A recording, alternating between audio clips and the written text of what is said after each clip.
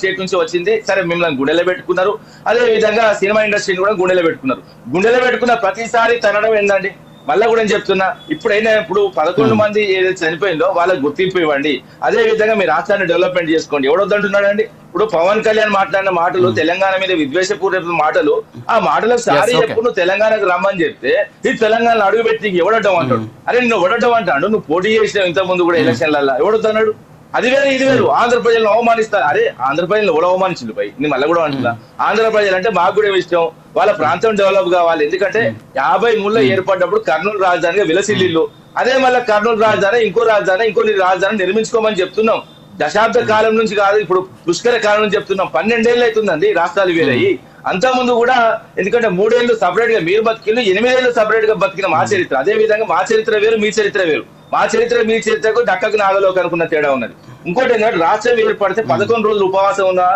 ఎవడంటే ఉపవాసం ఉన్నది? బాగా బిర్యానీ తాగి ఇంట్లో ఉన్నోడు ఎక్కడన్నా ఒక్క చిన్న అన్న 11 రోజులు ఉపవాసం ఉన్నాడు బిట్టున్నదా అండి? ఇప్పుడు ఈయన చెప్పిన మాటలే ప్రపంచం నమ్మాలంటే ఎవరు నమ్మడు. ఇంకోటి ఆంధ్రప్రదేశ్ లో రెచ్చగొడితే అట్టర్ ఫ్లాప్ అవుతారని చెప్తున్నా. అదే విధంగా తెలివి తక్కువ విభజన వల్ల అయిందట. ఈ తెలివికలోడట, ఈయన తెలివికి మొత్తం దాసోహం అంట. అలా అసలు ఇంకోటి ఏంటంటే మాది తెలివి తక్కువ విధానం కాదు, విభజన కూడా తెలివి తక్కువ విధానం కాదు. ఎస్ కొట్లాడినాం, అన్యాయం జరిగిందే కాబట్టి కొట్లాడి తెలంగాణ సాధించుకున్నాం. కొట్లాడితేనే వాస్తవంగా కాంగ్రెస్ పార్టీ మీద సుదీర్ఘంగా 60 ఏళ్లు కొట్లాడితే, ముఖ్యంగా మా చిన్న కొట్లాట కాదు, మీరు 11 మంది చనిపోతేనే మీకు రాష్ట్రం వచ్చింది. కానీ మాది ఇక్కడ అట్లా కాదు. 69 ఉద్యమంలో 369 మంది చచ్చిపోయిళ్ళు. అది కూడా కాల్చి చంపింది ఇందిరాగాంధీ. అదే తర్వాత బలిదేవత నేనలేదు, బలిదేశ ఉద్యమంలో 1200 మందిని పొట్టన పెట్టుకున్నది ఆమె బలిదేవత అన్నది రేవంత్ రెడ్డి కూడా అన్నాడు. ఎస్ నేను మళ్ళీ కూడా చెప్తున్నా, మాది త్యాగాల పునాదుల మీద ఏర్పడ్డ రాష్ట్రం. అదే విధంగా గౌరవ కేసీఆర్ ఆధ్వర్యంలో కొట్లాడిన రాష్ట్రం. అదే విధంగా ఇంకో చిన్న విషయం, నేను చాలా ఉంది. ఇంకోటి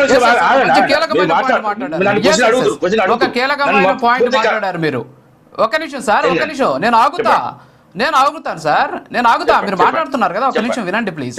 7 మంది చచ్చిపోయారు ఆంధ్రప్రదేశ్. అప్పట్లో ఆంధ్ర రాష్ట్ర ఏర్పాటుకి మీరు చెప్పినటువంటి పొట్టి శ్రీరాములు గారితో పాటు 7 మంది చచ్చిపోయినటువంటి పరిస్థితి. తర్వాత విజయవాడలో జరిగినటువంటి పోలీసుల కాల్పులో 4 చనిపోయారు. ఎస్ అదే సార్, విజయవాడలో జరిగిన పోలీసుల కాల్పులో వినండి సార్ చెబుతున్నా ప్లీజ్. విజయవాడలో జరిగిన పోలీసు కాల్పులో ఒక 4 చనిపోయారు.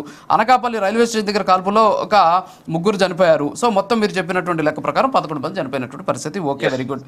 అయితే ఈ రోజు బీఆర్ఎస్ పార్టీ అధికారంలోకి వచ్చింది తెలంగాణ రాష్ట్ర ఏర్పాటు అనంతరం. సో మీరు ఎంతమంది అమరవీరులను గుర్తించారు? ఈ రోజుటికి కూడా అయ్యా మా కుటుంబాలు బలిదానం చేశాయి, మమ్మల్ని అక్కడ తెలంగాణ కోసం ప్రాణాలు అర్పించిన, తెలంగాణ పోరాటంలో పాల్గొన్నటువంటి ఉద్యమకారులుగా గుర్తించండి అని చెప్పేసి అడుక్కున్నా సరే 12 సంవత్సరాల తర్వాత ఈ రోజు కమిటీ వేసి కాంగ్రెస్ పార్టీ చేస్తున్న పరిస్థితి. మరి మీరు 10 ఏళ్ళు అధికారంలో ఉన్నారు, మీరు ఎందుకు చేయలేకపోయారు? ఉద్యమకాలను గుర్తించడంలో మీరు విఫలమయ్యారని అంగీకరిస్తారా? లేకపోతే దీని వెనక ఏదైనా కుట్ర ఉందని, లేకపోతే కాంగ్రెస్ పార్టీ ఇప్పుడు ఉద్యమం చేయని వాళ్ళ కోసం కమిటీ వేసిందని మీరు ఏమన్నా అంటారా? ఎలా తీసుకొచ్చింది? నేను చెప్తాను, 69లో 369 మందికి కాంగ్రెస్ ప్రభుత్వం ఏమి ఇచ్చిందండి? వాస్తవానికి దాని తర్వాత రాష్ట్రం ఏర్పడ్డది కదా, అప్పుడు ఏమీ లేదు. మేము వచ్చిన తర్వాత మొత్తం లెక్కలు బయటికి తీసి మళ్ళీ కూడా చెప్తున్నా, 10 లక్షలు ఇచ్చినాం, ఉద్యోగం ఇచ్చినాం. 580 కుటుంబాలకు మేము న్యాయం చేసినాం. మిగతాది కూడా కలెక్టర్ స్థాయిలో ఆగున్నది, దాన్ని ఫార్వర్డ్ చేయాలి. కానీ ఏంటంటే కొన్ని టెక్నికల్ ప్రాబ్లం వల్ల రాగినాయి. ఇంకోటి ఏంటంటే మేము చేసినాం, మాకున్నది హక్కు. ఎందుకంటే మేము గౌరవించినాం. వాస్తవంగా మా కోసం, మా రాష్ట్రం కోసం కొట్లాడిన వాళ్ళకి మేము ఎంతో కొంత చేసినాం. మరి బీజేపీ పార్టీ చేయొచ్చు కదా, అంటే కేంద్రంలో వాళ్ళు ఉన్నారు కదా, వాళ్ళు కూడా ప్రశ్నిస్తున్నారు కదా. ఇంకోటి ఏంటంటే ఇవన్నీ మనం మాట్లాడుకుంటే ఇవన్నీ వేస్ట్ ముచ్చండి. మా రాష్ట్రంలో మేము ఏమైనా చదువుకుంటే మేము ఏమైనా చేసుకుంటాం. అదే విధంగా వాళ్ళకి కొంత, ఎందుకంటే డీప్ గా డాటా తీసుకొని అంతెందుకండి, తెలంగాణ వచ్చిన తర్వాత ఎన్ని విధాలుగా నీళ్లు నియామకాల మీద పనిచేసినా కూడా క్లుప్తంగా చెప్పమంటే చెప్తా. ఇప్పుడు ఏంటంటే రంధ్రావేశన చేసి మమ్మల్ని అవమానించాలని చూసి మీరేం చేసిళ్ళు అని పలుమార్లు ప్రశ్నిస్తున్నప్పుడు, సరే మీరేం చేసిళ్ళు, మరి కాంగ్రెస్ పార్టీ అధికారంలో ఉన్నది కదా, అంతకుముందు కూడా అధికారంలో ఉన్నది కదా, 60 ఏళ్ళు పాలించింది కదా కాంగ్రెస్, దాదాపు టీడీపీ కూడా ఉన్నది. అప్పుడు వాళ్ళు ఏం చేసిళ్ళు?